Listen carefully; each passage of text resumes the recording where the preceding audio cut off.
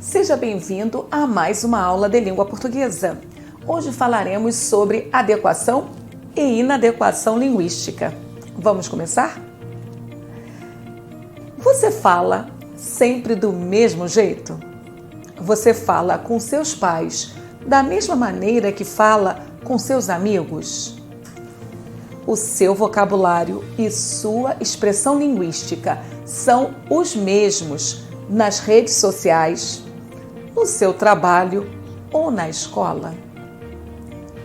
É possível que você tenha respondido não a todas as perguntas. E por quê? Porque adequamos nossa linguagem ao contexto de comunicação. É muito importante você entender que o contexto é a circunstância onde ocorre o ato da comunicação e é formado por elementos linguísticos e não linguísticos, como local, a época, o assunto, os interlocutores, as relações sociais ou profissionais envolvidas. Dele depende as respostas para as perguntas feitas no primeiro parágrafo. Então, quais fatores contribuem para a adequação linguística? Fatores: interlocutores, com quem estamos falando. Situação: é uma situação formal ou informal? O assunto: tratamos de assuntos diferentes com o mesmo tipo de linguagem? O nascimento de um bebê é anunciado da mesma forma que um velório? E um outro fator é o ambiente. Estamos em uma festa ou no escritório? Já deu para perceber que este assunto é muito importante para todos que querem uma comunicação com mais assertividade. Quem faz prova de concurso público para nível superior se depara sempre com esse item na avaliação: adequação vocabular. Mas o que é isso, afinal? Os editais, em geral, usam os seguintes parâmetros para a correção de redação. Primeiro, estrutura e conteúdo, que são a respeito, tema e modalidade textual, além de clareza e lógica na exposição das ideias. O segundo parâmetro, expressão, ou seja, domínio da norma culta da língua portuguesa e de suas estruturas. É aí que envolvemos adequação vocabular, ortografia, morfologia, sintaxe e pontuação. Preste atenção, os dois tópicos têm peso igual, por isso tudo deve ser rigorosamente respeitado. O primeiro tópico refere-se ao tipo de texto que será pedido ao candidato para que ele desenvolva. Por exemplo, se for pedido uma dissertação, o candidato deve respeitar os moldes desse tipo de texto. Quero dizer, apresentar tese, argumentação e conclusão, separadas claramente por parágrafos objetivos, com uma linguagem culta e distanciada, sem deixar de abordar, claro, o tema apresentado pela banca. O segundo tópico é aquele que vai conduzir à correção dos erros gráficos, quero dizer, correta escrita da palavra, acentuação, hífen, separação das palavras. E morfologia, a preocupação será com a forma correta de cada palavra, sobretudo com a conjugação dos verbos. Em sintaxe, o foco ficará na estruturação das orações, uso correto dos complementos de cada verbo e do sujeito. Na pontuação, devemos ter foco no cuidado com as aspas, 2 pontos, ponto e vírgula, ponto de exclamação e interrogação, e principalmente vírgula. E aí, chega a adequação vocabular, que é um tema da aula de hoje. Muitas palavras podem assumir significados diferentes segundo o contexto. Dizemos que elas se encontram em sentido deslocado.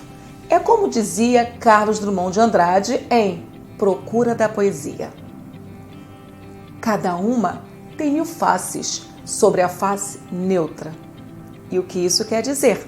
Isso quer dizer que, por meio do contexto, pode-se atribuir significados diferentes a uma mesma palavra. Entretanto, isso não acontece à revelia. Deve-se respeitar o raio de ação da palavra em questão para que não se cometa um erro de adequação vocabular.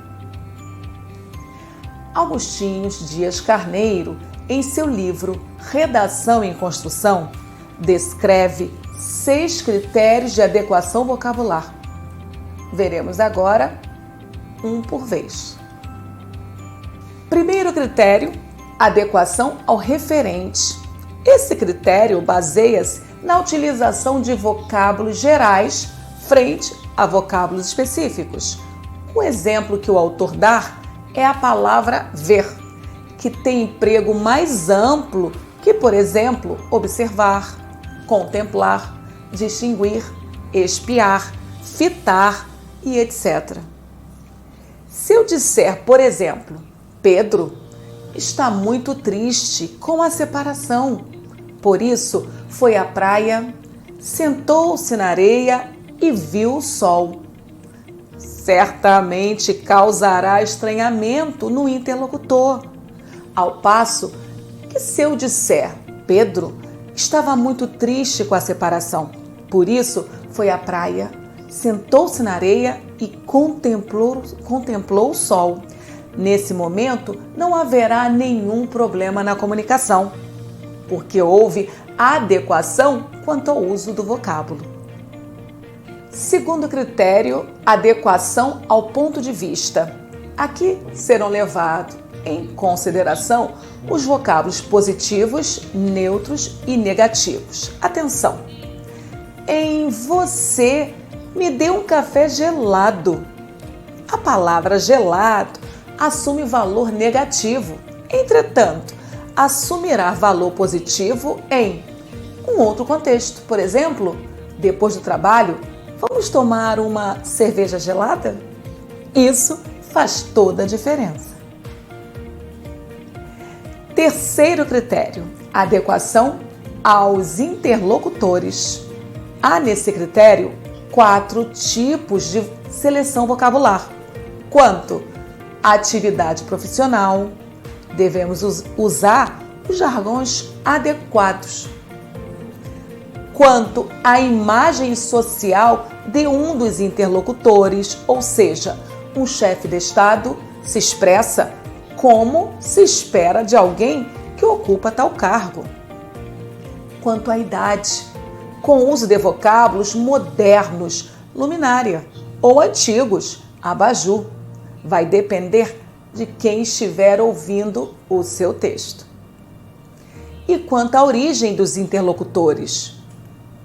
Cuidado com o emprego de vocábulos que para alguns não são fáceis de serem entendidos. Vocábulos regionais, por exemplo, em algumas regiões a palavra criança é anunciada como piá. Quarto critério, adequação à situação de comunicação.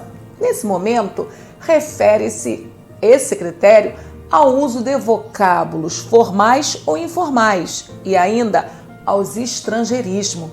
Lembre-se de que vocábulos estrangeiros devem ser grafados, entre aspas, nas redações e só devem ser usadas quando necessárias, ou seja, quando forem importantes para o entendimento em uma situação de estilo ou quando não houver palavra equivalente na nossa língua portuguesa. O quinto critério é adequação ao código.